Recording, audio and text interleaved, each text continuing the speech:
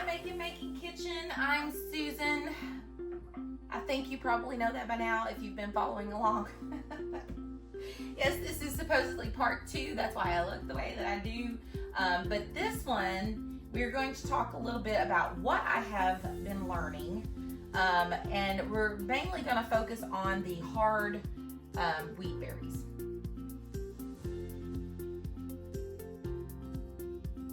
So one of the things that I have been learning about hard wheat berries is I use a lot of hard white. I make a lot of bread. I did not realize how much bread that we consume in this household. I do a lot with soft white because of the waffles that I make for my son. And then I'm still learning some other things. I still haven't tried muffins yet. I really need to do that. I just haven't done it. Not really had the time. But bread has probably been one of the biggest things. And learning a good bread, a sandwich bread loaf has been a lot of testing. But I finally think I found one. So Lovely Belle Bakes, and I will put her link to her recipe in the description box below. And I'll even have it when I write the blog post. I'll put it in the blog post as well. But Lovely Belle Bakes, it's a tongue twister. I really like her recipe. And I have noticed that she has some really good recipes. But this one, of course, I made this one yesterday, but you can see. And I mean, look at that. It's oh my gosh, it smells so good. I did use the sourdough one. Now, I'm going to tell you that I'm still testing sourdough. I don't know everything about sourdough. It's a learning process for me. My hang up with sourdough on the fresh milled flour is that when I put it in the fridge and I bring it back out, whereas regular sourdough, I could pretty well get it to bubble back up pretty quick once it comes to room temperature. This one seems to take a little bit longer. So I don't know if I'm using the wrong berries. It's just a lot of testing. And I'm going to tell you right now, you're probably not going to hear much about the fresh milled flour sourdough, how to make it until next year. Once I can learn it and really get it and understand it. For me, using it, I can get the consistency that I need to get and adding the water and the flour, and I can still use it and get a pretty good bubble. But there's been days it's like one day it'll do something and another day it won't. And so all this testing has been like, I just want to throw up my hands. I'm like, oh my goodness. But now for these 2 loaves that I did, I used just my regular sourdough because I couldn't get my other one to come up and I was frustrated and I was like, I've got to have bread. And so I went ahead and just used regular sourdough. Rolls, things like that, even the pizza dough. I mean, I've had really good success with the hard white wheat. Now, I like hard white. I'm not a fan of the hard bread. I don't like the flavor of hard red. But we do use a lot of that. And just learning to test everything that we do, knowing the conversion chart that I mentioned in one of my previous videos, I'll link that as well below. Having that conversion chart, knowing how much flour I can use for another recipe, testing it out, seeing if it's going to work. And my family is very honest. They'll tell me they don't like something that I've done. I think I mentioned it in my other video. I had made cheeseburger pockets. I had some hamburger meat. I needed to use it and I was tired of making hamburgers. So I was like, you know what? I'm just going to throw together some dough for the cheeseburger pockets because I used my pizza dough recipe. I grabbed soft white flour and then I wondered why it was all ripping apart. I mean, so it's all a testing process. It's all a learning process. I will say that Lovely Belle Bakes has been one of my favorites that I've found. I know I've had people tell me about Grains in Small Places, which is where I get the conversion chart. I haven't tested all of those out yet. I've been sticking to what I know we eat, which is what I think that you should do when you start out with fresh milk flour. I think you should start off with the things that you know that you eat. Yeasted breads, if you do yeasted breads, start there, because sourdough is a whole nother beast within itself. But because I was already dealing with sourdough, I love sourdough. And I'm really trying to stay clean. I made sure that I was, having some sourdough bread that I could eat. Other than that, right now, I'm trying to think of anything else that I have learned along the way that might be beneficial to you. I will tell you, my Bosch has been amazing at helping with mixing loaves and stuff like that, because it does get heavy. This wheat, when you're using it, it does get kind of heavy. So the Bosch mixer has been really good with that. Otherwise, I don't know to tell you, this is where I'm at in my journey. I am still testing. I am still trying to figure things out. I am still learning, and I don't know that I will ever stop learning when it comes to learning the berries and the wheat. Like I said, there are so many other people out there that can give you so much more information than I can, but I do appreciate that you're following me along for this journey, and our switch over to it. I have talked about it in a video before, that I find myself using, of course, more hard white wheat, but I do mill. If I know I'm going to be making that week, I will mill ahead of time so that I know I have plenty, because I have learned that I reach for the commercial flour.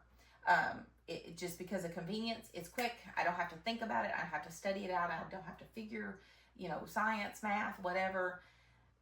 But I'm really making myself get out of that habit by milling it the week of, knowing that I'm going to be using it, and keeping it stored in an airtight container.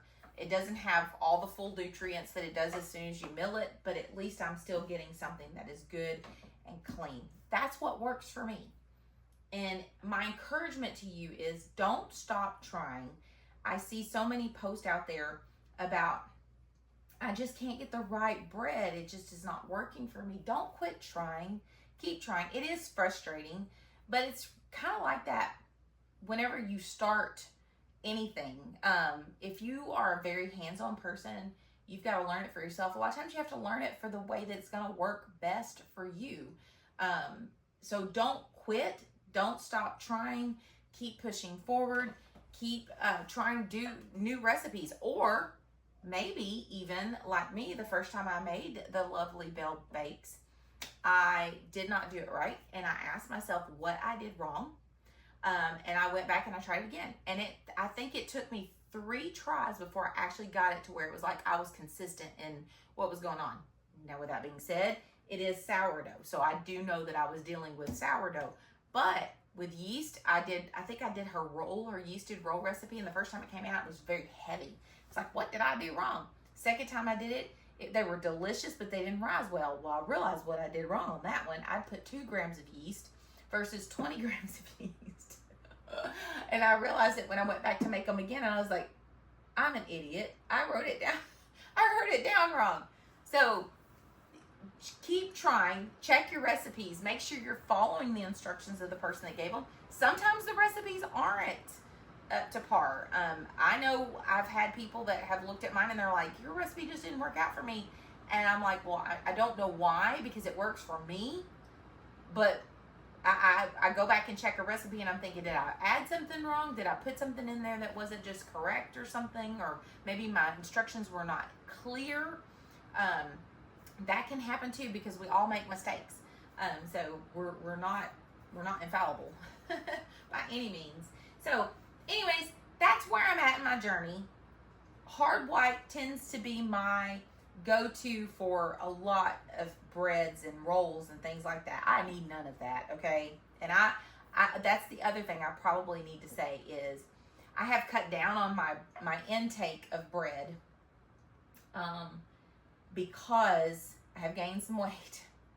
And I am not a diabetic, but I do try to watch my A1C, and I try to make sure that I stay very healthy in that regards, because I can become a diabetic. It's prevalent in my family. I don't claim it by no means, but I want to make sure that I don't get in the area. So I've been trying to lean towards a more high protein diet. So I'm not getting as much fresh milled flour as probably my kids are getting at the moment. So the milling has cut back quite significantly. I'll make 2 loaves of bread. Sometimes I'll gift one, or I will slice it, put it in the freezer, or even just wrap it like this and stick it in the freezer and then pull it out when I want it. Most likely, probably what's going to happen, because I'm not eating as much of this anymore, I'll probably end up slicing all of this, freeze it, and then pull it out as I want a piece. So if there's a day that I'm like, oh, I just need some sourdough bread, I'm going to eat it. I'm not going to, it's still not as bad as store-bought bread, so I'm going to eat it. But it's not the answer to diabetes. It's still a carb. And I think that's where a lot of people get misplaced, or they misunderstand, is because they think, oh, it's fresh milled flour, so it's got to be better for you. Yes, it is. It is better for you. It's better for you than processed foods. It's better for you than the store-bought bread, but it's still a carb. And so you've still got to treat it as a carb. And so you can't just take a whole bunch of this and be eating it all the time. So while I love it, I'm still very careful about how much that I eat. So I'm glad I remembered that, because I had forgotten that was one of the things. So the fresh milled flour recipes will probably lean towards more of what my kids would eat versus what I will be able to get. So this is my guilty pleasure right here, is the sourdough bread from it. So if you have any questions, this is just a lot. It's just basically an update. That's all it is. Just tell you a little bit of how much I use hard white. It's not really anything else. It might bore you. I don't know. But anyways, I hope that you got something out of what you heard today. Thank you for following along with our journey. I'm sure I will be back to give you an update about what's going on in the kitchen. I just don't know how soon. I'm trying to stay up to date with everything, but I explained it in my last video. YouTube is hard. That's why you're seeing me the same as I was in that one video, because YouTube is hard. I find myself being able to have more time for my blog and podcast versus YouTube, because there's so much that goes into it. But anyways, I hope that you got something out of this today. Thank you for following all of us on this journey of fresh milled flour. If you have any questions, put them in the description box below. I will be sure to list the wheat berries that I use, the containers I use, and Lovely Bell Bakes recipe, all in the description box below. And I think that is everything for this video. I am not a professional, so just whatever. But anyways, I want you to remember that I'm always praying for you, even if you, oh my goodness, this is a whole hot minute. And remember, I'm always praying for you, even if I don't know who you are. God bless.